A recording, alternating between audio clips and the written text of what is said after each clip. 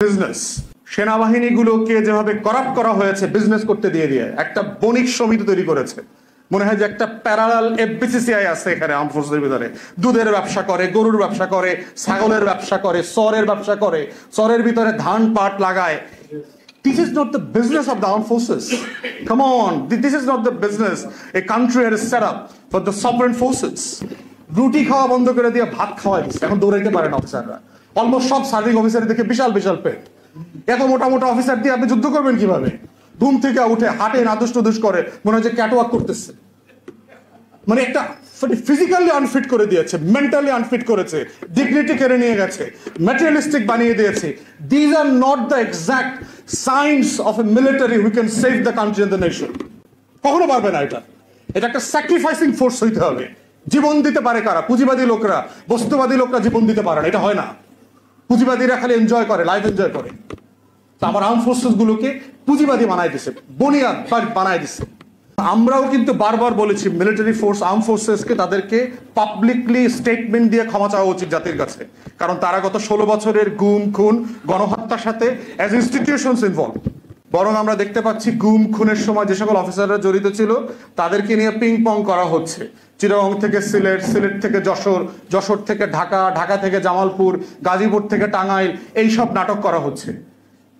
এবং অনেককে পালাতে পর্যন্ত সাহায্য করেছে আমাদের আর্ম ফোর্সেস। সিনিয়র ক্রিমিনাল অফিসারদেরকে তারা পালাইতে পর্যন্ত সাহায্য করেছে।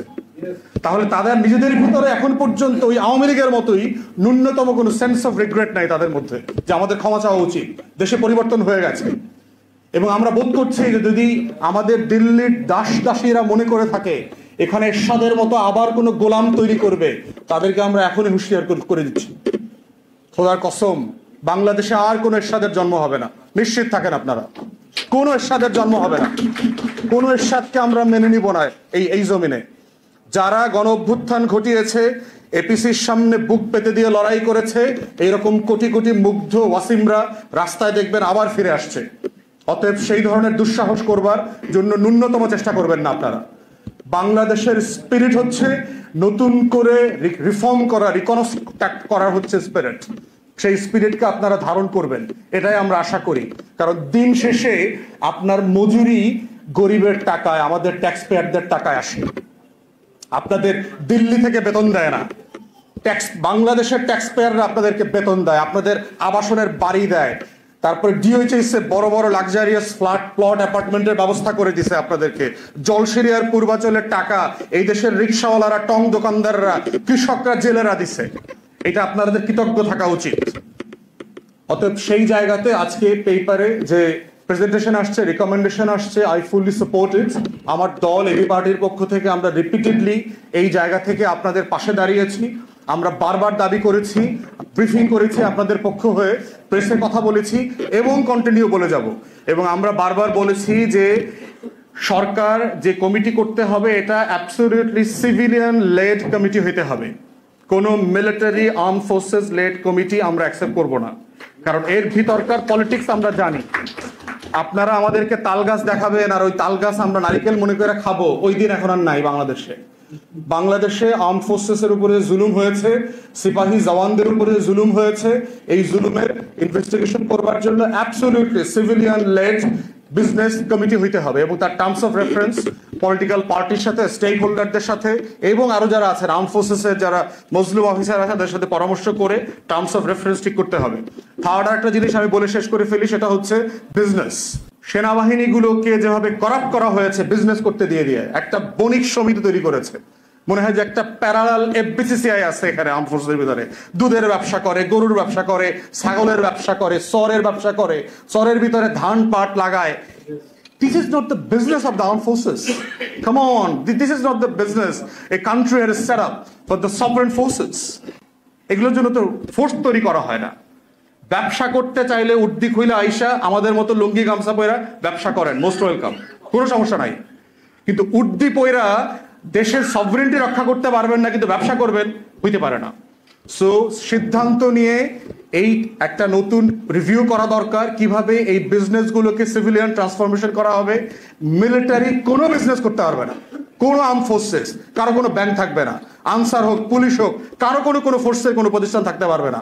রাষ্ট্র ব্যবসা করবে, সিভিলিয়ানরা ব্যবসা করবে, যার জীবন দেওয়ার জন্য যার চাকরি সে ওইটার জন্যই শুধু কাজ করবে।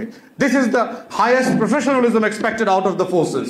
সো আমরা ইন্টারিম অ্যাডমিনিস্ট্রেশনকে বলছি যে রিফর্মগুলো করা দরকার, এজেন্সিগুলো সিরিয়াস রিভিউ করা দরকার। আমাদের ডিজিএফআই, এনএসআই যা কাজ করেছে, তাদের অফিসাররা যা করেছে, তাদের এখতিয়ার ছিল কিনা।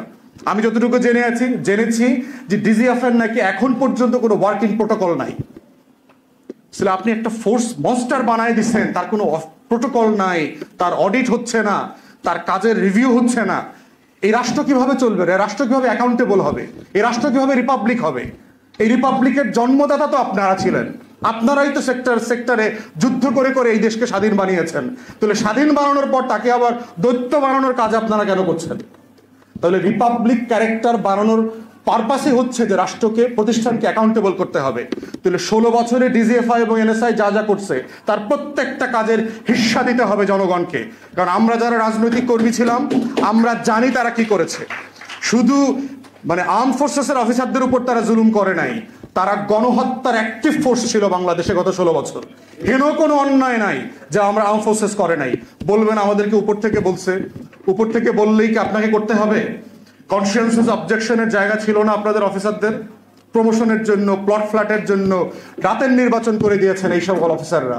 পুলিশ আর সেনাবাহিনী মিলে রাতের ভোটে নির্বাচন করে গাড়ি বাড়ি লক্ষ লক্ষ টাকা, 50 লাখ টাকার চেক, 35 লাখ টাকার চেক পাইছেন।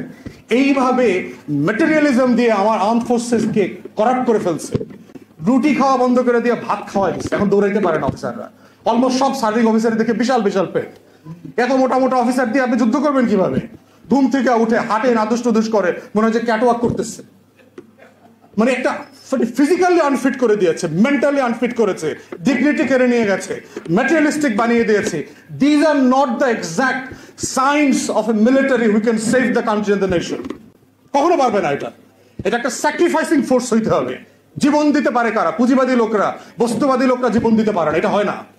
পুঁজিবাদীরা খালি এনজয় করে, লাইফ এনজয় করে। আমার আর্ম ফোর্সেস গুলোকে পুঁজিবাদী বানাই দিছে, বুনিয়াদ বানাই দিছে। সো আমি বিশ্বাস করি যে একটা টোটাল হোলসেল রিফর্ম হওয়া দরকার।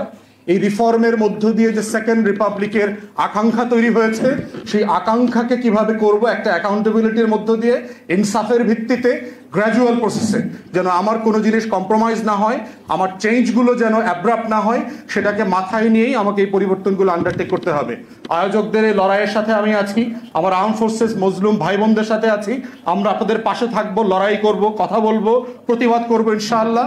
এবং যা করণীয়, রাষ্ট্রের সাথে যদি নেগোশিয়েট করা লাগে আপনাদের হয়ে, সেই লড়াই আমরা করব। সবাইকে অসংখ্য ধন্যবাদ। আসসালামু আলাইকুম।